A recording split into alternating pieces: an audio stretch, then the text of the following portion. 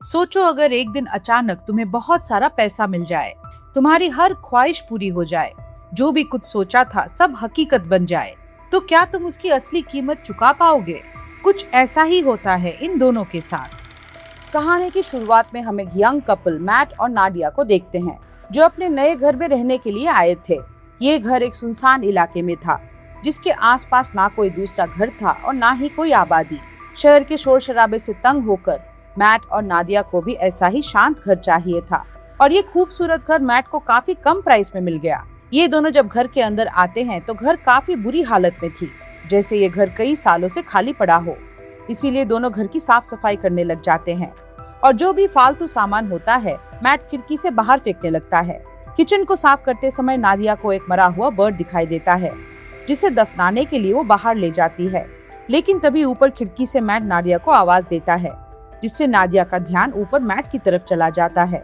जब वो वापस उस बर्ड की तरफ देखती है तो वो बर्ड गायब हो चुका था, जो देखकर नादिया को कुछ अजीब लगता है। वो सोचती है कि अचानक ये परिंदा कहाँ चला गया। दूसरी तरफ मैट को भी दीवार में एक अजीब सी चीज दिखाई देती है, जिसे ठीक से देखने के लिए वो वॉलपेपर को फाड़ कर हटा देता है, और तब वहाँ मैट को एक बड़ा दरवाजा दिखाई देता है, जिसे खोलने के लिए चाबी की जरूरत थी।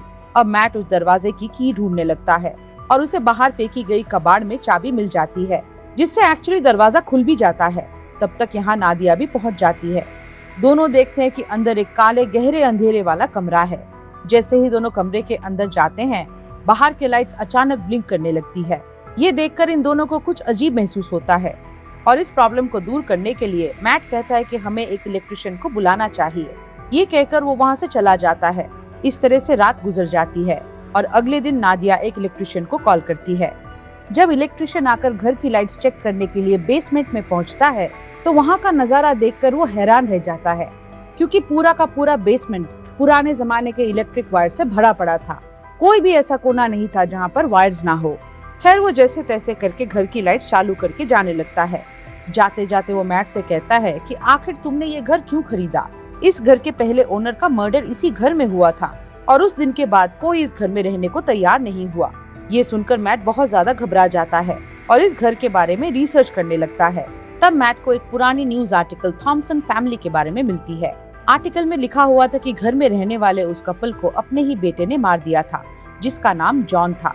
इन्वेस्टिगेशन के दौरान जॉन पुलिस को बताता है कि मुझसे ये मर्डर इस घर ने करवाए हैं। ये देखकर मैट को ये कहानी पूरी झूठी लगती है। कई घंटों तक रिसर्च करने के बाद वो थक जाता है।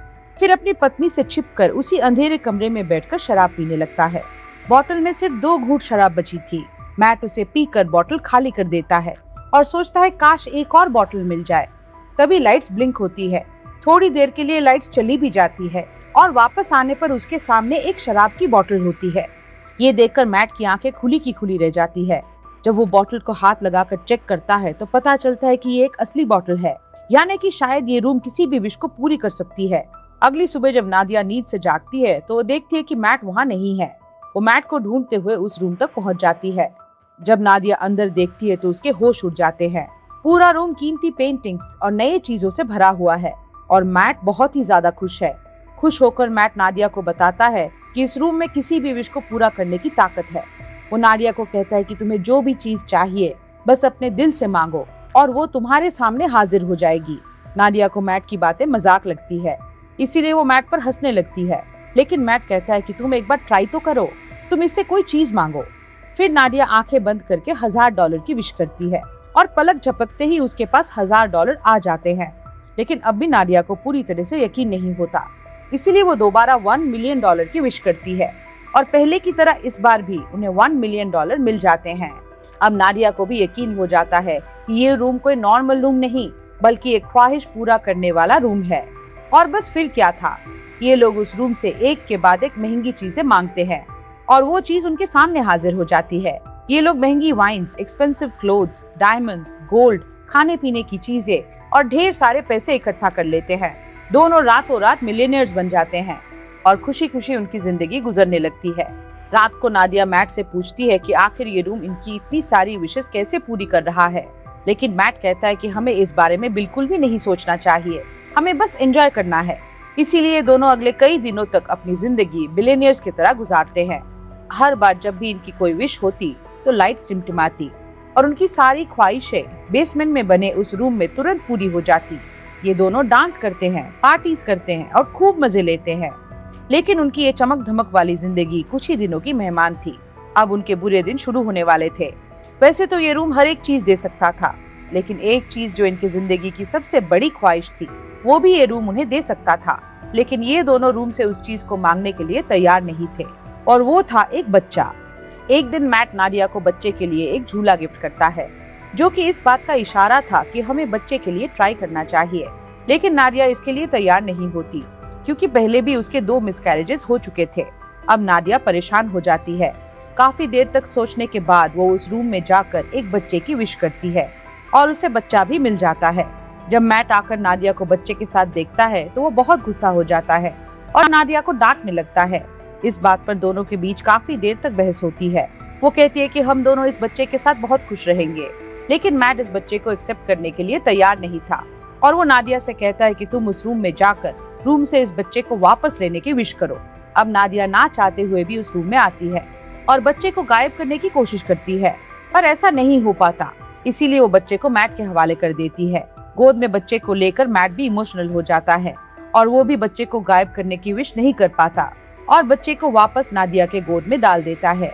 फिर दोनों फैसला लेते हैं कि बच्चे को पालेंगे और इस तरह से दोनों एक बच्चे के पेरेंट्स बन जाते हैं। अब नादिया इस बच्चे से बहुत खुश थी, लेकिन मैट को बच्चे से बिल्कुल भी लगाव नहीं था। मैट इस रूम के बारे में और ज्यादा जानकारी हासिल करना चाहता था, इसीलिए वो फिर से रिसर्च करने लग जाता है। उसे पता चलता है कि वो लड़का जिसने इस घर के ओनर यानी अपने माँ बाप को मार दिया था, वो अभी भी जिंदा है और एक मेंटल हॉस्पिटल में जिंदगी बिता रहा है। ये जानने के बाद मैट अपने विश के जरिए मांगे गए पैसों के ढेर से कुछ पैसे अपने पॉकेट में रखता है और उस जॉन से मिलने के लिए निकल पड़ता है। हॉस्पिटल में नर्स मैट से पूछती है कि क्या तुम कोई रिपोर्टर हो, क्योंकि पिछले 45 सालों से जॉन के लिए कोई परिवार का बंदा नहीं आया। ये सुनकर मैट झूठ बोल देता है कि हाँ, मैं भी एक रिपोर्टर हूँ। कुछ देर बाद जॉन आता है। जॉन काफी बूढ़ा हो चुका था। जॉन पीछे वाले टेबल पर बैठकर मैट से कहता है कि मुझे तुम्हारा ही इंतजार था। ये सुनकर मैट को कुछ अजीब लगता है। वो डायरेक्टली जॉन से पूछता है कि तुम इस रूम के बारे में क्या जानते हो और तुमने अपने मॉम डैड को क्यों मारा। जॉन कहता है कि मैंने अपने पेरेंट्स को नहीं मारा, बल्कि उस रूम ने मुझसे करवाया। फिर जॉन मुस्कुराते हुए कहता है कि मुझे पता है तुम अभी मजे कर रहे हो, खूब खाना पीना, महंगे कपड़े और एंजॉयमेंट, लेकिन जल्दी ही इसकी कीमत तुम्हें चुकानी पड़ेगी। जॉन मैट से कहता है जितनी जल्दी हो सके इस घर को छोड़ दो। मैट को जॉन की दिमागी हालत ठीक नहीं लगती, इसीलिए वो उसे वहीं पर छोड़कर घर लौटने लगता है। रास्ते में वो एक पेट्रोल पंप पे रुकता है। पेट्रोल भराने के बाद जब मैट पैसे देने के लिए जेब में हाथ डालता है तो उसके हाथों में पैसों की जगह राख निकलती है। ये देखकर मैट परेशान हो जाता है और दूसरे जेब से एम्प्लॉय को पैसे पकड़ाकर सीधे घर पहुंचता है और सोचने लगता है कि जाते हुए उसने ढेर सारे पैसे अपने जेब में डाले तो थे, फिर अचानक वो पैसे कहाँ चले गए।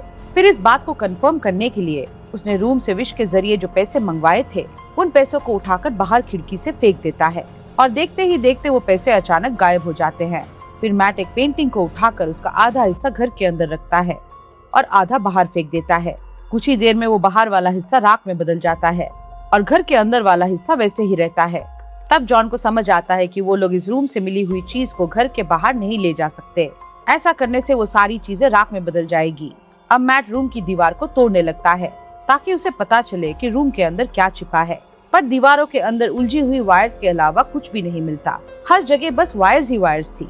दीवारों को तोड़ने के शोर से नादिया भी वहाँ पहुँच जाती है।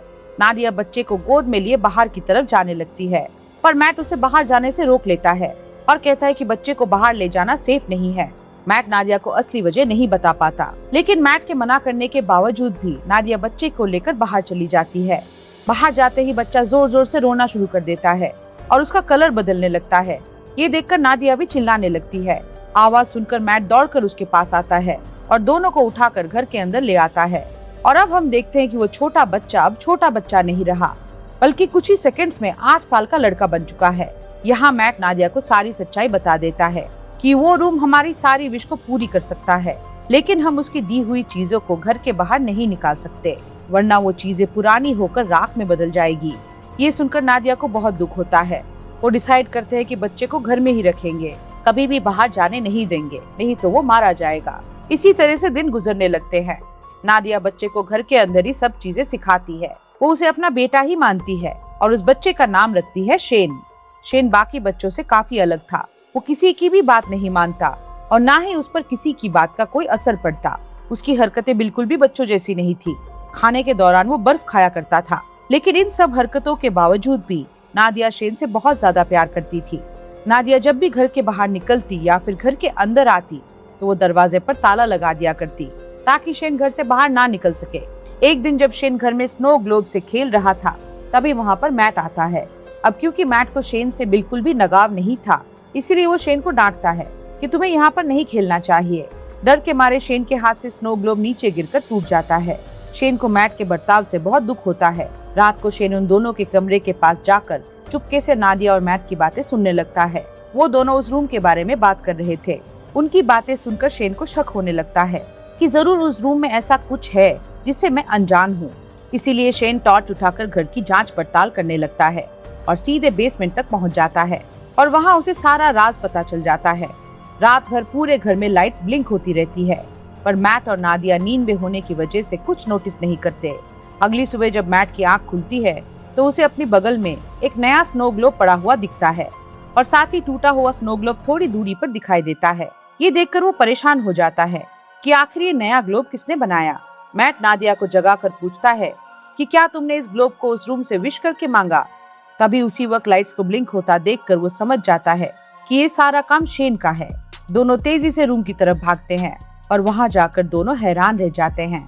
अब क्योंकि शेन को घर के बाहर जाने नहीं दिया जाता था, इसीलिए वो दिल में बाहर जाने की इच्छा रखते हुए उस रूम से खुद के लिए एक बहुत बड़ा आउटर एरिया मांग लेता है, जहां एक खुला आसमान और एक बड़ा जंगल था और शेन मजे से वहां खेल रहा था। नादिया अपने बेटे की बनाई हुई दुनिया को देखकर खुश होती है और उसके साथ खेलने लगती है। लेकिन मैट शेन के इस काम से बिल्कुल भी खुश नहीं था, क्योंकि उसे डर था कि वो कहीं इस रूम से बंदूक या फिर कोई गलत चीज ना मांग ले जिससे उनकी जान खतरे में पड़ जाए। इसीलिए वो शेन को हाथ से पकड़कर वापस घर के अंदर ले आता है। अब मैट उस रूम की चाबी अपने पास संभाल कर शेन को उस रूम में जाने से मना करता है, लेकिन नादिया मैट को ऐसा करने से रोकती है। वो कहती है हम पहले से ही शेन को बाहर जाने नहीं देते। अब बेचारा खुद के लिए खेलने की जगह बना लिया है, इसीलिए हमें उसे वहाँ जाने से नहीं रोकना चाहिए। वहाँ तो उसकी जान को भी खतरा नहीं है। लेकिन मैट नादिया की बात नहीं सुनता। तभी फोन की घंटी बजती है और परमिशन ना होने के बावजूद शेन फोन उठा लेता है, लेकिन मैट जल्दी ही उससे फोन छीनकर खुद बात करने लगता है। कॉल की दूसरी तरफ जॉन था, जिसने शेन की आवाज सुनकर समझ लिया था कि मैट ने उस रूम से एक बच्चे को मांग लिया है। अब मैट भी उससे कोई बात नहीं छुपाता और उससे पूछता है कि हम इस बच्चे से अपनी जान कैसे छुड़वाए। इधर किचन में रखे दूसरे फोन से नादिया इन दोनों की सारी बात छिपकर सुन लेती है। तब जॉन अपनी सच्चाई बताता है कि मैं भी उस रूम के विश के जरिए मंगवाया गया था। वो बताता है कि मैंने अपने पेरेंट्स को इसीलिए मारा क्योंकि मुझे भी बाहर की दुनिया देखनी थी, लेकिन जब मैं घर के बाहर निकलता तो मेरी उम्र बढ़ने लगती। फिर जब मैंने रूम से पूछा तो उसने मुझे बताया कि अगर तुम्हें घर के बाहर निकलना है तो तुम्हें उस इंसान को मारना होगा जिसने विश करके तुम्हें मांगा है। इसीलिए उसने उस विश करने वाली औरत को मार दिया और उसके साथ उसके हस्बैंड को भी मार दिया, और यही वजह है कि वो आज जेल में है। अगर तुम्हें शेन को बचाना है और उसे बाहर की दुनिया दिखानी है तो तुम्हें उस इंसान को मारना होगा जिसने शेन को विश करके मांगा था। ये सारी बातें नादिया भी सुन रही थी, जिससे नादिया बहुत दुखी हो जाती है और गाड़ी निकाल कर घर छोड़कर चली जाती है, जिससे मैट को उसकी काफी फिक्र होने लगती है। नादिया शेन को जिंदगी देने के लिए खुद को मारने की सोचती है, लेकिन वो ऐसा नहीं कर पाती। इधर मैट टेबल पर बैठकर शेन के साथ डिनर करने लग जाता है। शेन पूछता है मेरी मॉम कहाँ है, और वो मैट से और भी कई सारे सवाल पूछता है, जिससे इरिटेट होकर मैट शेन को बता देता है कि वो उसका असली बेटा नहीं है और ना ही उसके कोई पेरेंट्स है। इतना ही नहीं, वो गुस्से में आकर शेन को रूम से बाहर निकाल देता है। रोते हुए शेन अपने रूम में चला जाता है। कुछ ही देर बाद मैट को अपनी गलती का एहसास होता है। वो शेन के रूम में जाकर उससे माफी मांगने लगता है और सारी रात दोनों साथ में सो जाते हैं। जब नादिया वापस घर लौटती है तो इन दोनों को एक साथ देखकर उसे बहुत अच्छा लगता है। कुछ देर बाद मैट की नींद खुल जाती है। वो देखता है कि नादिया वापस आ चुकी है। वो नादिया से कहती है कि मैं तुम्हारे लिए बहुत ज्यादा परेशान हो रहा था, और कहता है कि मुझे माफ कर दो क्योंकि मैं शेन पर चिल्लाया और तुमसे भी मैंने झगड़ा किया। बातचीत के दौरान ये दोनों एक दूसरे के करीब आने लगते हैं, और जब ये दोनों रूम में इंटीमेट हो रहे थे तब शेन छुपकर दरवाजे से उन्हें देखने लगता है। वो अपने दिल में नादिया के लिए अट्रैक्शन महसूस करता है। अब उसे भी ये सारी चीजें करनी थी, इसीलिए अब वो इन दोनों के सोने का इंतजार करता है। जब दोनों गहरी नींद में चले जाते हैं, तब शेन चुपके से आकर मैट के पॉकेट से घर के बाहर जाने की चाबी चुरा लेता है। अगले दिन मैट और नादिया को समझ में आ जाता है कि शेन घर से निकल गया है, इसीलिए वो लोग डरते हैं कि कहीं वो मर ना गया हो। लेकिन तभी घर के एक अलग हिस्से में दोनों शेन को देखकर हैरान हो जाते हैं, क्योंकि अब शेन जवान और ताकतवर हो चुका था। वो अपने पेरेंट्स की तरफ गन पॉइंट करके उन्हें धमकाता है। नादिया उसे समझाने की कोशिश करती है। इसी बीच मैट शेन पर हमला कर देता है और दोनों में फाइट होने लगती है। इसी फाइट के दौरान नादिया को धक्का लग जाता है, जिससे वो नीचे गिरकर बेहोश हो जाती है। कुछ देर बाद मैट उसे जगाते हुए बताता है कि शेन को गलती से गोली लगने की वजह से वो मर गया है। ये सुनकर नादिया रोने लगती है। मैट उसे तसल्ली देकर वापस घर में ले आता है और यहाँ आता है कहानी का सबसे बड़ा ट्विस्ट। अब जो मैट नादिया को उठाकर घर लेकर गया है, वो असल में मैट नहीं बल्कि शेन है। इधर दूसरे रूम में जहाँ उनकी फाइट हुई थी, असली मैट होश में आ जाता है। इधर नादिया को बिल्कुल भी खबर नहीं थी कि इसके साथ बैठा हुआ वो आदमी मैट नहीं बल्कि शेन है। लेकिन नादिया को भी मैट में कुछ बदलाव नजर आता है और जल्दी ही उसकी बर्फ खाने की आदत से नादिया को पता चल जाता है कि ये मैट नहीं बल्कि शेन है, जिसने रूम से विश करके मैट का रूप ले लिया है। दूसरी तरफ असली मैट समझ जाता है कि वो अकेला इस घर में फंसा है। शेन ने उसकी वाइफ को इस घर से किसी दूसरे घर में विश के जरिए शिफ्ट कर लिया है। अब मैट घर से बाहर निकलने के लिए पूरी ताकत लगाकर दीवार को तोड़ने लगता है और आखिर सारे वायर्स को पार करके वो उस रूम तक पहुंच जाता है, जो कि अब एक जंगल था, जहां पर ढेर सारे ऊंचे ऊंचे पेड़ थे। वहां जाकर मैट को पता चलता है कि शेन ने रूम का यूज करके इस जगह को काफी बड़ा कर लिया था और वहां शेन ने उन्हीं की तरह एक डुप्लीकेट घर भी बना लिया था। वो ये भी समझ चुका था कि शेन ने ये सब नादिया को किडनैप करके उसके साथ फिजिकल होने के लिए किया है। अपनी बीवी को वापस पाने के लिए मैट उस जंगल में दौड़ते हुए फाइनली उस डुप्लीकेट घर के अंदर पहुंच जाता है, जहां शेन नादिया के साथ जबरदस्ती करने की कोशिश कर रहा था। मैट को अंदर आते देखकर शेन फिर से लड़ाई के लिए तैयार हो जाता है। अब यहाँ नादिया भी पहचान नहीं पाती कि असली मैट कौन सा है, क्योंकि ये दोनों सेम टू सेम दिख रहे थे। दोनों नादिया से कहते हैं कि मेरे साथ चलो। अब नादिया समझदारी से काम लेते हुए शेन का नाम लेती है, जिसे सुनते ही शेन उसकी तरफ देख लेता है। वो शेन को धक्का देकर नीचे गिरा देती है। जमीन पे गिरते ही वो अपने असली रूप में आ जाता है। उधर मैट और नादिया रूम से बाहर निकलने की कोशिश करते हैं, क्योंकि शेन ने रूम से उनको इसी घर में फंसे रहने की मांग की हुई थी।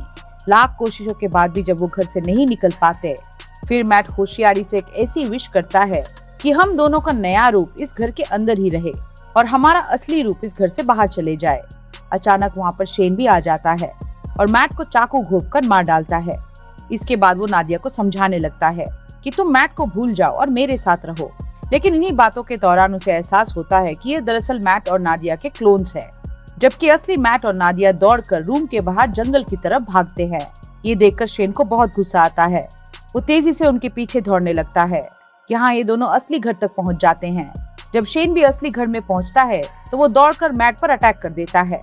तब मैट समझदारी से काम लेते हुए शेन को कस के पकड़कर अपने साथ घर के बाहर निकाल लेता है। शेन अपनी जान को खतरे में देखकर वापस दरवाजे की तरफ भागता है, लेकिन वो अंदर घुसने से पहले ही नादिया दरवाजा बंद कर लेती है। अब यहाँ शेन नादिया को बहकाने की कोशिश करता है। वो कहता है, प्लीज मॉम, मेरे लिए दरवाजा खोल दो। लेकिन नादिया अब समझ चुकी थी, इसलिए वो रोते हुए शेन को बूढ़ा होते हुए देखती है। धीरे धीरे शेन की बॉडी गलने लगती है और आखिर में वो राख में बदल जाता है। तब नादिया उसके पास आती है और उसकी बॉडी से बनी हुई राख को हाथ में उठाकर रोने लगती है, क्योंकि नादिया ने उसे अपना बेटा ही माना था। इसके बाद मैट नादिया के पास आता है और दोनों एक दूसरे को गले लगा लेते हैं। कुछ महीने बाद मैट और नादिया एक छोटे से घर में सेटल हो जाते हैं और दोनों सुकून से रहने लगते हैं। इसके कुछ दिनों बाद नादिया डरते हुए अपना प्रेगनेंसी टेस्ट करती है और रिपोर्ट पॉजिटिव आती है, यानी अब इन दोनों का खुद का एक बेबी आने वाला है। और इसी पॉजिटिव न्यूज के साथ ये कहानी खत्म होती है। अगर आपको मेरा एक्सप्लेनेशन पसंद आया हो तो वीडियो को लाइक जरूर कीजिए। ऐसे और मूवी एक्सप्लेनेशंस के लिए चैनल को सब्सक्राइब कीजिए। फिर मिलते हैं अगले वीडियो में।